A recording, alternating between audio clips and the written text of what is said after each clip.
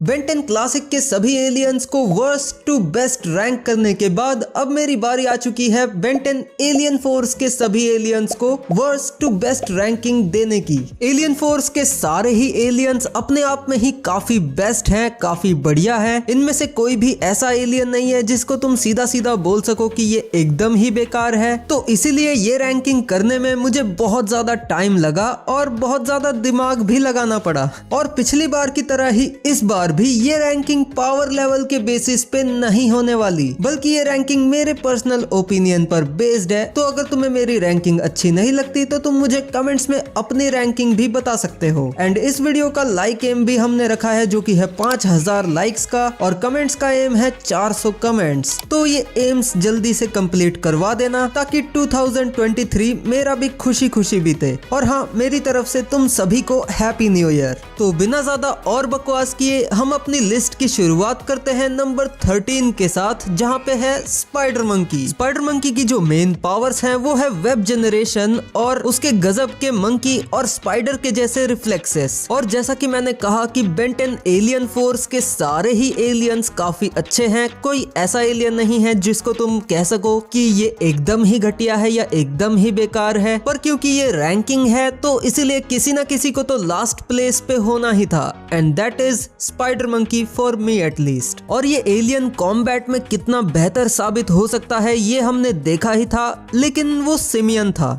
ना कि बेन का स्पाइडर मंकी। नंबर 12 नैनोमैक। अब नैनोमैक को बेन 10 एलियन स्वॉर्म यानी कि जब नैनोमैक का इंट्रोडक्शन करवाया गया था तब तो उसे काफी कूल और काफी बैडएस दिखाया गया था, लेकिन अल्टीमेट एलियन और ओमनीवर्स में जाके उसे जैसे मजाक ही बना दिया। आई मीन ये लिटरली बेन का सबसे छोटा एलियन है जो कि अपने साइज को और भी ज्यादा छोटा कर सकता है और मशीनों के अंदर जाके उन्हें खराब कर सकता है। हाँ, मानता हूँ कि वो ग्रे मैटर भी कर सकता है, लेकिन नैनोमैक ये उससे बेहतर तरीके से कर सकता है due to his size alteration and flying ability. और अच्छे खासे पावरफुल बायो इलेक्ट्रिसिटी ब्लास्ट को भी शूट कर सकता है। एंड क्योंकि इस एलियन को ओमनिट्रिक्स ने क्रिएट किया है तो इसलिए ये एलियन और भी ज्यादा यूनिक हो जाता है और इसे और स्क्रीन टाइम देना चाहिए था। पर मैंने नैनोमैक को नंबर 12 पर इसीलिए रखा क्योंकि अल्टीमेट एलियन और ओमनीवर्स में इसका मजाक बना दिया गया था और एलियन फोर्स के बाकी सारे एलियंस के कंपैरिजन में ये काफी वीक भी है।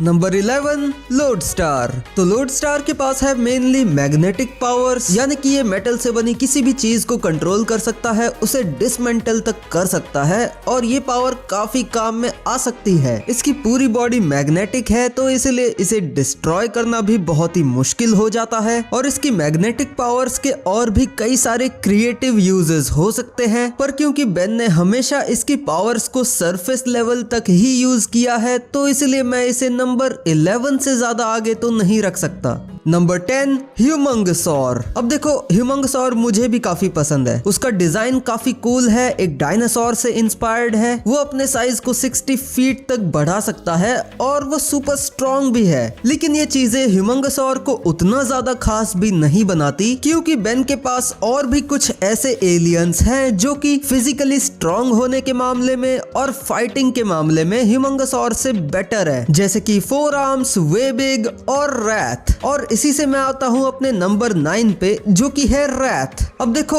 रैथ भले ही स्ट्रेंथ के मामले में ह्यूमंगसॉर से कम हो, लेकिन as an overall alien Wraith Humungousaur से काफी इंटरेस्टिंग है। रैथ का फाइटिंग स्टाइल है रेसलिंग, और रेसलिंग भला किसको पसंद नहीं होगी। पर जब रैथ लड़ नहीं रहा होता है तब भी वो ऑडियंस को सिर्फ अपनी बातों से ही एंटरटेन कर देता है, और हाँ, वो दिमाग से पैदल भी है। Number 8 Goop. गूप की पूरी बॉडी स्लाइम की बनी हुई है और ये अपने शेप को बहुत आसानी से चेंज कर सकता है, अपने साइज को बहुत आसानी से चेंज कर सकता है। इसे नुकसान पहुंचाना भी बहुत ही मुश्किल है और ये बहुत ही डेंजरस एसिड को भी प्रोड्यूस कर सकता है जो कि लगभग किसी भी चीज को पिघला सकती है। एंड इन सभी को मिलाकर गूप एक प्रिटी अनस्टॉपेबल एलियन बन जाता है, लेकिन जो इसकी सबसे बड़ी कमजोरी है वो है इसका एंटी ग्रेविटी प्रोजेक्टर, जो कि वैसे तो गूप को अर्थ की ग्रेविटी में मूव करने में मदद करता है और इसे as a sharp cutting weapon की तरह भी यूज किया जा सकता है। पर अगर कोई इस एंटी ग्रेविटी प्रोजेक्टर को ही अपना निशाना बना ले या फिर इसे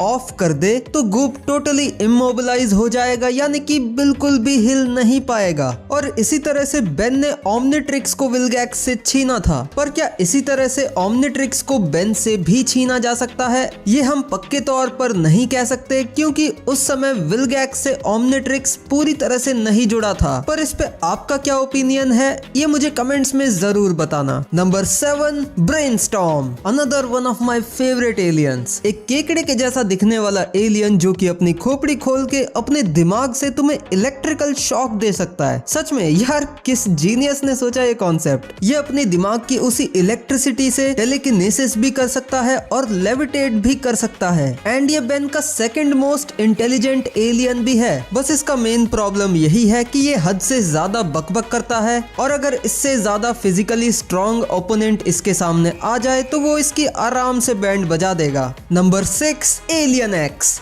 क्या मैंने कहा था ना कि यहाँ पे मैं पावर लेवल के बेसिस पे रैंकिंग नहीं कर रहा, तो फिर मैंने एलियन एक्स को इतना नीचे क्यों रखा? वेल, एलियन एक्स काफी बढ़िया एलियन है, मैं मानता हूँ। वो काफी पावरफुल है, वो कुछ भी कर सकता है। और बेंटेन ओमनिवर्स में तो बेन को एलियन एक्स का कंट्रोल भी मिल चुका था। बेन ने यूनिवर्स को रिक्रिएट कर दिया था, गैलेक्टिक ग्लैडिएटर से फाइट करी थी और ब्ला ब्ला ब्ला ब्ला। और क्योंकि एलियन एक्स इतना ज्यादा ओवर पावर्ड है, इसीलिए बेंटेन की पूरी फ्रेंचाइज में हमें एलियन एक्स के अपीयरेंसेस बहुत ही कम देखने को मिले हैं। एलियन फोर्स और अल्टीमेट एलियन में तो बस एक एक एपिसोड में ही देखने को मिला था, क्योंकि अगर छोटे मोटे काम के लिए बेन एलियन एक्स का यूज करेगा तो फिर मजा नहीं आएगा। जब कोई ऐसा काम हो जो कि एलियन एक्स के अलावा कोई और नहीं कर सकता, तब ही एलियन एक्स के आने और उसे देखने में मजा आता है। और ऐसे मोमेंट्स सीरीज में हमें बहुत ही कम देखने को मिले हैं। और एलियन एक्स को लेके सबसे बड़ी प्रॉब्लम जो मुझे लगती है वो है बेन को एलियन एक्स का कंट्रोल मिल जाना। और ये प्रॉब्लम तुम्हें ऑडियंस के पर्सपेक्टिव से नहीं दिखाई देगी, बल्कि राइटर के पर्सपेक्टिव से देखोगे तो तुम्हें ये प्रॉब्लम साफ दिखाई देगी कि एलियन एक्स की जो इकलौती लिमिट थी वही सेरिना और बेलिकस वाली, अगर उसे ही हटा दिया जाएगा तो एलियन एक्स के अराउंड स्टोरी लिखना, उसे स्टोरी के अंदर इंटीग्रेट करना या फिर लॉजिकली उसे स्टोरी से बाहर रखना बहुत ही मुश्किल हो जाएगा नरेटिवली। एलियन एक्स की इसी प्रॉब्लम को डिटेल में समझाते हुए मैं एक अलग वीडियो बनाऊंगा, मुझे थोड़ा समय दो। पर तब तक क्या एलियन एक्स का कंट्रोल बेन को मिलना चाहिए था या नहीं मिलना चाहिए था? आपका इस पे क्या ओपिनियन है, ये मुझे कमेंट्स में जरूर बताना। मुझे पता है ज्यादातर लोग ऑडियंस के पर्सपेक्टिव से ही सोच के आंसर देंगे, विच इज कम्प्लीटली फाइन। मैं उसे भी अपनी वीडियो में इंक्लूड कर लूंगा। एनीवेज, अब आगे बढ़ते हैं नंबर 5 की तरफ, जो कि है बिग चिल। बिग चिल की मेन पावर है उसकी आइस जनरेशन और उसकी गोस्ट लाइक एबिलिटीज, यानी कि कह सकते हैं कि वो आर्टिक गुआना और गोस्ट फ्रीक का काइंड ऑफ मिक्सचर की तरह है, जिसे पैक किया गया है एक बढ़िया से कूल से डिजाइन के साथ। That's it. Number 4, chroma stone. अगर फीडबैक एग्जिस्ट नहीं करता तो बेन के पास एनर्जी एब्जॉर्प्शन के लिए सबसे ज्यादा बेस्ट चॉइस जो रहती वो क्रोमा स्टोन ही होता। हाँ, माना कि ये फीडबैक की तरह अनलिमिटेड एनर्जी तो एब्जॉर्ब नहीं कर पाएगा, लेकिन एक काफी बड़ा अमाउंट ऑफ एनर्जी तो एब्जॉर्ब कर ही सकता है, जिसे ये कलरफुल बीम्स की फॉर्म में एज एन अटैक इस्तेमाल करता है। और तो और सिर्फ इतना ही नहीं, बल्कि ये एनर्जी को रीडायरेक्ट भी कर सकता है, हवा में फ्लाई कर सकता है, इसकी स्ट्रेंथ भी अच्छी खासी है। और बेंटेन ओमनिवर्स में इसे ना के बराबर ही दिखाया गया था, जो कि इस एलियन के साथ एक बहुत बड़ी नाइंसाफी है। नंबर 3, एको एको के अल्टीमेट फॉर्म की अगर हम बात ना भी करें, जो कि वैसे बड़ा ओपी है, तो भी उसका नॉर्मल फॉर्म यानी सिर्फ एको भी काफी बढ़िया एलियन है, जिसकी सोनिक स्क्रीम्स काफी पावरफुल है, जो कि तुम्हें बहरा तो बना ही सकती है, लेकिन साथ ही साथ तुम्हें फिजिकल डैमेज भी दे सकती है। एंड एको की क्लोनिंग एबिलिटी भी बेन के सभी एलियंस में से सबसे ज्यादा बेहतर है। एंड बेसिकली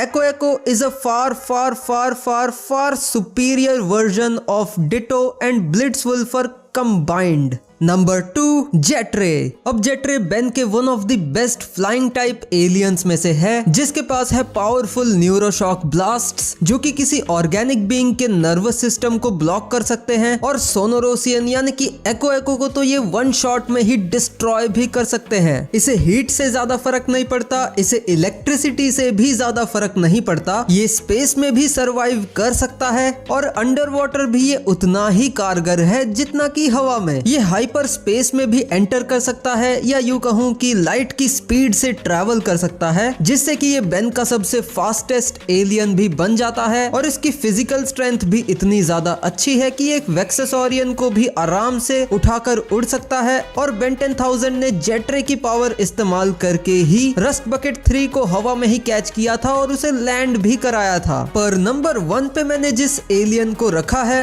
वो है swarm fire. Swarm fire plant life को कंट्रोल कर सकता है। उसकी बॉडी से जो मीथेन गैस प्रोड्यूस होती है उसे इग्नाइट करके यानी कि उसे जला के वो फायर अटैक्स भी कर सकता है, हवा में फ्लाई कर सकता है, अपने सीड फेंक कर जमीन से वाइन्स को जनरेट कर सकता है, फर्टिलाइजर गैस और स्लीपिंग गैस को भी प्रोड्यूस कर सकता है। उसकी स्ट्रेंथ भी कमाल की है, जहां पर एक बार उसने अकेले ही पूरे एक डीएनए एलियंस के वेदर टावर को गिरा दिया था। एलियन फोर्स में स्वॉर्म फायर ही बेन का गो टू एलियन था। इसका डिजाइन भी काफी अच्छा है जो कि ओमनीवर्स में जाके और भी अच्छा हो गया था। एंड इसकी एक्सेप्शनल रीजनरेशन एबिलिटी को कैसे भूल सकते हैं। इसके चलते ही तो हमें बेन 10 में कई बार ऐसे ब्रूटल सीन्स देखने को मिले हैं स्वॉर्म फायर के साथ। वैसे बेन 10 में ब्रूटैलिटी को कैसे हैंडल किया गया है इस पे भी मैं एक डेडिकेटेड वीडियो बनाने का प्लान कर रहा हूँ। मुझे बस थोड़ा सा टाइम चाहिए, वो वीडियो भी जल्द ही आ जाएगा। और वापस आए अगर स्वॉर्म फायर पे, तो यही सारी चीजें स्वॉर्म फायर को बेस्ट बनाती है।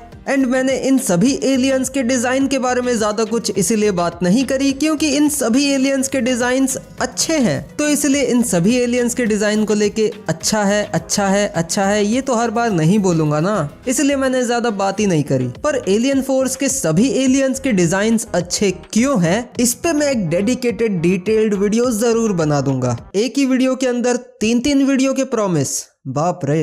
देख रहे हो कितना सारा कंटेंट लाने वाला हूं मैं तुम्हारे लिए, तो इसलिए अगर इन्हें मिस नहीं करना चाहते तो सब्सक्राइब करो यार अभी के अभी, एंड नोटिफिकेशन को ऑन जरूर कर लेना। और अगर तुम मेरी इस लिस्ट से एग्री नहीं करते तो तुम्हारी लिस्ट क्या है इन एलियंस को लेके, ये मुझे कमेंट्स में जरूर बता देना। और अगर तुम मेरी ऐसी ही worst to best Ben 10 classic वाले एलियंस की रैंकिंग देखना चाहते हो तो लेफ्ट वाली वीडियो पे क्लिक करो, ये मैंने तुम्हारे लिए ही बनाई है दोस्त।